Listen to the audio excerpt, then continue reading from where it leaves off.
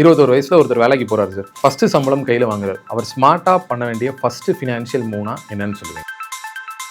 இது உங்களுக்கு கொஞ்சம் எரிச்சல் தரக்கூடிய ஒரு விஷயம் தான். இதனால நாங்க ஏர்லியா இன்வெஸ்ட்மெண்ட் ஸ்டார்ட் பண்ணோம். நீங்க 10,000 ரூபாய் செலவு பண்ற இடத்துல நீங்க 13,000 ரூபாய் செலவு பண்ணிட்டு இருக்கீங்க அப்படின்னு அந்த ரிப்போர்ட் சொல்லுது. ஃபர்ஸ்ட் விஷயம், அது தேவையா? ஏன் இந்த மிஸ்டேக் வந்து யங்ஸ்டர்ஸ் எல்லாம் ரொம்ப காமனா பண்றாங்க?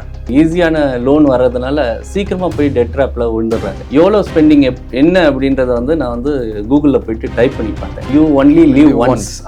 வாழ்க்கையே ஒரு தடவை தான் இருக்கிற போது நம்ம சந்தோஷமா இருந்துட்டு போவோமே அப்படின்ட்டு. இப்போ நிறைய பேர்ட்ட போய் இன்வெஸ்ட் பண்ணீங்க ஸ்டார்ட் பண்ணுங்க அப்படின்னா, சார் என்கிட்ட காசு இல்லை சார், காசு வந்து ஸ்டார்ட் பண்ணேன் சார் அப்படின்னு சொல்லிட்டு இருப்பாங்க. அவங்களுக்கு என்ன சார் சொல்லுவீங்க? அதெல்லாம் வந்து ஜஸ்ட் ஒரு எக்ஸ்கியூஸ். அடல்ட்ஸ் வந்துட்டு கஷ்டப்படுற ஒரு விஷயம் அப்படின்னு பார்த்தீங்கன்னா, சேவும் பண்ணுன்றாங்க, இன்வெஸ்ட்டும் பண்ணுன்றாங்க, என் லைஃப் ஸ்டைலுக்கு நான் ஸ்பெண்டும் பண்ணிக்கணும், அதுக்கு நான் என்ன தான் பண்ணணும்? வணக்கம் சார். நம்ம வீடியோ நிறைய பேர் இப்போலாம் பார்க்குறாங்க. பார்த்துட்டு வந்துட்டு பல பேர் எனக்கு கொஸ்டின்ஸ்லாம் அனுப்பிச்சாங்க. இந்த மாதிரி வந்து நான் இப்போ தான் வேலைக்கு சேர்ந்திருக்கேன், நான் என்ன பண்ணுறது அப்படிலாம் சொல்லி கேட்டிருந்தாங்க. அவங்க அமிச்ச கொஸ்டின்லேருந்து ஒரு 10 கொஸ்டின்ஸ் எடுத்துகிட்டு வந்திருக்கேன் சார். அதான் உங்கள்கிட்ட கேட்குறேன் சார். 21 வயசில் ஒருத்தர் வேலைக்கு போகிறாரு சார். ஃபஸ்ட்டு சம்பளம் கையில் வாங்குறாரு. அவர் ஸ்மார்ட்டாக பண்ண வேண்டிய ஃபஸ்ட்டு ஃபினான்ஷியல் மூவ்னா என்னன்னு சொல்லுவீங்க? முதல் மூவ் வந்து அவருடைய எமர்ஜென்சி கார்பஸை வந்து கிரியேட் பண்ணுறது. ஏன் இன்வெஸ்ட்மெண்ட்டோட எமர்ஜென்சி கார்பஸ் ரொம்ப ரொம்ப இம்பார்ட்டண்ட் அப்படின்னா, நீங்கள் இன்வெஸ்ட்மெண்ட் பண்ணுறதுக்கே ஒரு பேஸ் வேணும். அந்த பேஸ் ஆனது இந்த எமர்ஜென்சி கார்பஸ்லேருந்து ஆரம்பிக்கும். அப்படி இல்லை ஏதோ ஒரு இன்வெஸ்ட்மெண்ட் ஆரம்பிச்சிட்டாங்க அப்படின்னா, இந்த எமர்ஜென்சி கார்பஸ் இல்லாத பட்சத்தில் சடனாக அதை எடுக்க வேண்டிய தேவைகள் வரும். நிறைய நேரம் அந்த ஒரு சின்ன ஒரு மிஸ்டேக்ஸ் இருக்கிறதுனால முதல்ல எமர்ஜென்சி கார்பஸ்லேருந்து ஆரம்பித்தாங்கன்னா அது நல்ல ஒரு முடிவாக இருக்கும். சார், இப்போ இருக்க பல அடல்ட்ஸ் வந்துட்டு கஷ்டப்படுற ஒரு விஷயம் அப்படின்னு பார்த்தீங்கன்னா, சேவும் பண்ணுன்றாங்க, இன்வெஸ்ட்டும் பண்ணுன்றாங்க, என் லைஃப் ஸ்டைலுக்கு நான் ஸ்பெண்டும் பண்ணிக்கணும் அப்படின்னா, அதுக்கு நான் என்ன தான் பண்ணணும்? ஏன்னா எனக்கு வர சேலரியில் நான் இத்தனையும் கவர் பண்ணுறது எப்படி? எனக்கு வேறு ஏதாவது ரெக்கமெண்ட் பண்ண முடியுமா அப்படின்ற மாதிரிலாம் கேட்குறாங்க. இதுக்கு என்ன சார் ஆன்சர் கொடுக்குறது? சேவிங்ஸ் அண்ட் இன்வெஸ்ட்மெண்ட் வந்து பழைய டைம்லேருந்தே ரொம்ப ரொம்ப இம்பார்ட்டண்ட்டான ஒரு விஷயம். இன்றைக்கி வந்து கிரெடிட் ஸ்பேஸ் வந்து ரொம்ப ஈஸி ஆகிடுச்சு. ஓகே, டேக்கிங் அ லோன் வந்து ரொம்ப ரொம்ப ஈஸி. ஆன்லைன்லேயே நிறைய ஆப்ஷன் வர ஆரம்பிச்சிச்சு. பழைய காலத்தில் நம்ம வந்து பேங்க்குக்கு போகணும், ஒரு அப்ளிகேஷன் கொடுக்கணும், அதுக்குன்னு ஒரு ப்ராசஸிங் ஃபீஸ் இருக்கும், ப்ராசஸிங் டைம் இருக்கும். அதெல்லாம் இன்னைக்கு கிடையாது. இன்னைக்கு அது ரொம்ப ஃபாஸ்ட்டாக வர்றதுனால we tent to spend.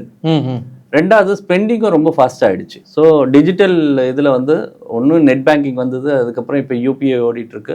So உங்களுடைய ட்ரான்ஸ்ஃபர் ஆஃப் மணி ரொம்ப ஈஸி ஆகிடுச்சு. இதுக்கு முன்னாடி நீங்கள் ஒரு எஃபர்ட் எடுப்பீங்க, அதாவது ஒரு டெபிட் கார்டு வீட்டில் வச்சுருப்பீங்க, இல்லை வந்து ஒரு செக் லீஃபை வீட்டில் வச்சுருப்பீங்க, பேங்க்குக்கோ இல்லை ஏடிஎம்க்கோ போய் பணத்தை விட்ரா பண்ணி எடுத்துகிட்டு வந்து அந்த பணத்தை வந்து கையில் வந்து எண்ணி கொடுப்போம். இன்றைக்கி அந்த விஷயம்லாம் கிடையாது. ரொம்ப ஈஸி ஆகிடுச்சு ட்ரான்ஸ்ஃபர். இப்போ நான் உங்களுக்கு அனுப்புறேன்னா வித்தின் அ செகண்ட் உங்களுக்கு கிரெடிட் வந்துருச்சு. இந்த ரெண்டு விஷயங்கள் வந்து நம்மளுடைய ஹேபிட்டை வந்து மாற்றிக்கிட்டு இருக்கு. ஸோ இது எங்கே போகும் அப்படின்னா, இதை நம்ம புரிஞ்சிக்கல, இதை அனலைஸ் பண்ணலை அப்படின்னா டெஃபினட்டாக வந்து நமக்கு இருக்கக்கூடிய ஃப்யூச்சரோட அந்த அந்த பெட்டர்மெண்ட் வந்து குறையும். ஸோ அதனால் நம்ம வந்து we have to understand investment எவ்வளோ இம்பார்ட்டண்ட் அப்படின்றத வந்து நம்ம முதல்லேருந்தே அண்டர்ஸ்டாண்ட் பண்ணிவிட்டு அதுக்கேற்ற மாதிரி நம்ம டிசிஷன் எடுத்தோம்னா ரொம்ப நல்லாயிருக்கும். சார், இந்த காம்பவுண்ட் இன்ட்ரெஸ்ட் அப்படின்ற விஷயத்தை பார்த்தீங்கன்னா, ஐன்ஸ்டைன் வந்து 8th wonder of the world அப்படின்லாம் சொல்லியிருக்காரு. ஸோ இந்த காம்பவுண்ட் இன்ட்ரெஸ்ட் எப்படி சார் ஒர்க் ஆகுது? ஏன்னா நீங்கள் நிறைய வீடியோஸில் நீங்களே சொல்லுங்க, ஏர்லி இன்வெஸ்டிங் ஆரம்பிங்க, அது உங்களுக்கு பெரிய டிஃப்ரென்ஸ் காட்டும், இந்த காம்பவுண்ட் இன்ட்ரெஸ்ட் அவ்வளோ பெரிய ரோல் ப்ளே பண்ணுது அப்படின்னு சொல்லுவீங்க. ஸோ அது இன்னொரு எக்ஸ்பிளைன் பண்ணுறீங்க சார். அப்படின்னா என்ன, எதனால நாங்கள் ஏர்லியாக இன்வெஸ்ட்மெண்ட் ஸ்டார்ட் பண்ணணும்? நீங்களே ஒரு இன்வெஸ்டர், எனக்கு வந்து 1000 ரூபாய் இன்வெஸ்ட் பண்ண முடியும் அப்படின்ட்டு நீங்கள் வந்து ஒரு கோல் வச்சுருக்கீங்க. அவர் உங்களுடைய கேப்பபிலிட்டி வந்து 1000 ரூபாய் பண்ண முடியும். நீங்கள் 10 வருஷம் ஒரு ப்ராப்பர் எஸ்ஐபியை இன்வெஸ்ட் பண்ணுறீங்க. நம்ம ரிட்டர்ன்ஸ் வந்து 12% ஒரு அசம்ஷன் வச்சுக்கிட்டோம்னா 10 வருஷம் முடிவில் வந்து அந்த கார்பஸ் வந்து ஒரு 2.36 லேக்ஸாக இருக்கும். அதே நீங்கள் 20 வருஷம் எஸ்ஐபி பண்ணீங்கன்னா அதே 1000 ரூபாய்க்கு 9.9 லேக்ஸாக இருக்கும். இந்த 2.36 லேக்ஸ்க்கும் 9.9 லேக்ஸ்க்கும் இருக்கிற டிஃப்ரென்ஸ் ஆல்மோஸ்ட் பார்த்தீங்கன்னா 3 மடங்கு. இதே நீங்கள் 30 வருஷமாக எக்ஸ்டெண்ட் பண்ணுறீங்க அப்படின்னா உங்களுடைய கார்பஸ் வந்து 35 லட்சமாக இருக்கும். 9.9 லேக்ஸ்க்கும் இந்த 35 லேக்ஸ்க்கும் இருக்கிற டிஃபரன்ஸ் வந்து 3 மடங்கு. குறைவாக டைம் கொடுக்குறீங்க அப்படின்னா டெஃபினட்டாக உங்களுடைய கார்பஸ் கம்மியாக இருக்கும். இது இன்னொரு ஒரு சின்ன ஒரு எக்ஸாம்பிளாக எடுக்கும். ஒரு 5000 ரூபா எஸ்ஐபி ஒருத்தர் 35 வருஷத்துக்கு பண்ணுறாரு அப்படின்றனா நம்ம வந்து ஒரு 1.75 crores வந்து அவருடைய கையில் வந்து கார்பஸாக கிடைக்கும், மெச்சூரிட்டி கார்பஸ். அதே 12% அப்ரிசியேஷனை அசம்ப்ஷன் பண்ணுவோம். அதே ஒருத்தர் 25 வருஷம் தான் பண்ணுறாருன்னா அவர் கையில் இருக்கக்கூடிய கார்பஸ் வந்து 56 லட்சம் இருக்கும். ஸோ இது வந்து ரொம்ப ரொம்ப ஒரு டிஃப்ரெண்ட்டான ஒரு வேர்ல்டு. ஸோ உங்களுடைய டிஃபரன்ஸ் வந்து ஆல்மோஸ்ட் வந்து 3 times. 10 வருஷம் மிஸ் பண்ணுறதுனால டெஃபினட்டாக வந்து உங்களுடைய கார்பஸும் வந்து அதுக்கேற்ற மாதிரி குறைஞ்சிரும்.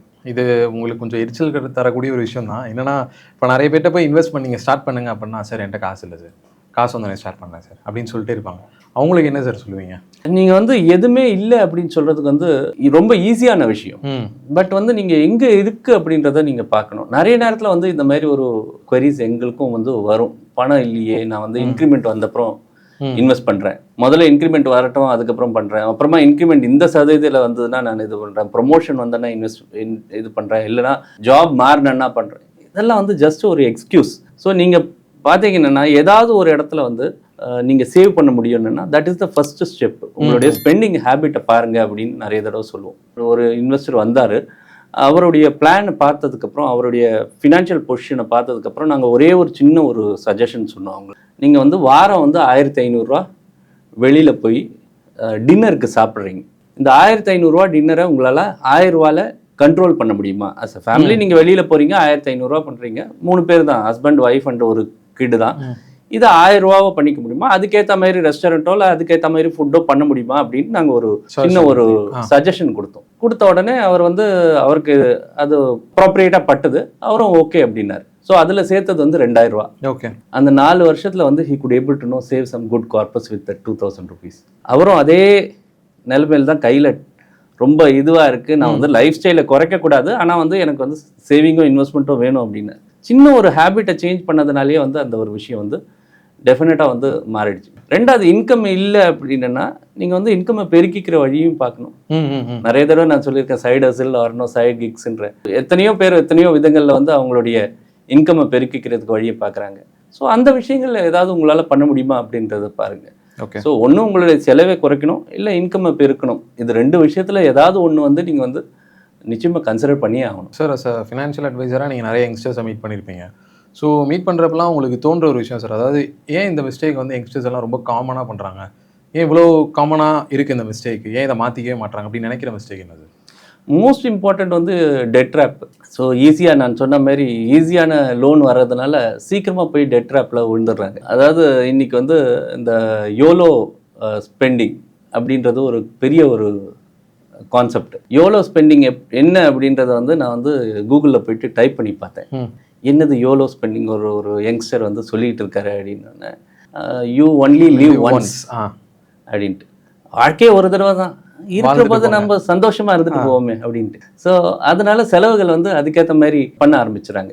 இந்த யோலோ ஸ்பெண்டிங்கோட இந்த ஐடியா வந்த உடனே அந்த ஒரு ரிசர்ச் ரிப்போர்ட் என்ன சொல்லுது அப்படின்னா 26% அவங்களுடைய எக்ஸ்பென்சஸ் தேவையில்லாமல் போகுது, அதிகமாக போகுது. நீங்கள் 10,000 செலவு பண்ணுற இடத்துல நீங்கள் 13,000 செலவு பண்ணிட்டு இருக்கீங்க அப்படின்னு அந்த ரிப்போர்ட் சொல்லுது.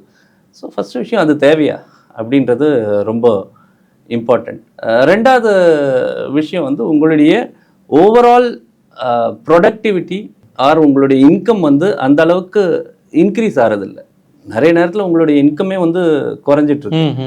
ஸோ உங்களுடைய சேலரி பெருசாக ஏறுறதில்ல, இல்லை சேலரி ஃப்ளாட்டாக இருக்குது, பட் உங்கள் எக்ஸ்பென்சஸ் வந்து ஏறிட்டுருக்கு. லாஸ்ட் 5 வருஷத்தில் பார்த்தீங்கன்னா எக்ஸ்பென்சஸ் அப்ராக்சிமேட்டாக ஒரு 34% ஏறி இருக்குது. சேலரி வந்து அந்த அளவுக்கு ஏறல. ஒரு பெரிய மிஸ்மேட்ச் இருக்கும்போது டெஃபினெட்லி அதை வந்து ஒருத்தர் வந்து அண்டர்ஸ்டாண்ட் பண்ணிவிட்டு அதுக்கேற்ற மாதிரி ஒரு ஆக்ஷன் எடுத்து தான் ஆகணும். நிறைய யங்ஸ்டர்ஸ் கிட்ட இந்த ஹேபிட், இந்த ரொட்டீன் கண்டிப்பாக இருக்கணும், இந்த விஷயத்தை பழக ஆரம்பிங்க அப்படின்னு சொல்கிறதுனா என்ன விஷயம் சார்? உங்களுடைய டிசைர் ரொம்ப இம்பார்ட்டண்ட். ஒரு விஷயத்தில் வந்து எனக்கு வந்து இதை பண்ணியே ஆகணுன்ற அந்த டிசைரும் அந்த டிசிப்ளினும் ரொம்ப ரொம்ப இம்பார்ட்டண்ட். இப்போ உங்களுக்கு ஹெல்த் நல்லா வேணும் அப்படின்னா அந்த பெஸ்ட் ஆப்ஷன் வந்து போய் ஒரு ஜிம்மில் வந்து ஒரு மெம்பர்ஷிப்பை எடுத்து ஒரு ட்ரெயினரோட இது எடுக்கிறது, அல்லது ஒரு ஃபிட்னஸ் எக்யூப்மெண்ட்டை வீட்டில் வாங்குறது. இது எதுவுமே இல்லை அப்படின்னா டெஃபினட்டாக நீங்கள் வந்து வாக்கிங் வந்து ஒரு பார்க்லேயோ ஒரு ரோட்லேயோ நடக்கலாம், ஒரு காஸ்ட்டும் கிடையாது. கரெக்ட். ஹெல்த் நல்லா இருக்கணும்னு உங்கள் டிசைர் வந்துருச்சுனாலே டெஃபினட்டாக வந்து you will start taking the action. அந்த ஆக்ஷன் வந்து நீங்கள் ரெகுலராக பண்ண ஆரம்பிச்சிங்கன்னா நிச்சயமாக உங்களுக்கு மாறுதல் வரும். எப்போ உங்களுக்கு அந்த ஃபெசிலிட்டிஸ் எல்லாம் வருதோ தென் இன்னும் அதுக்கேற்ற மாதிரி இன்க்ரீஸ் பண்ணிக்கலாம். ஃபர்ஸ்ட் விஷயம் வந்து அந்த டிசிப்ளினை வந்து வளர்க்கணும். எக்ஸ்பென்சஸை நிச்சயமாக கண்ட்ரோல் பண்ணணும். ஓகே. டெட் ட்ராப்பில் விழக்கூடாது.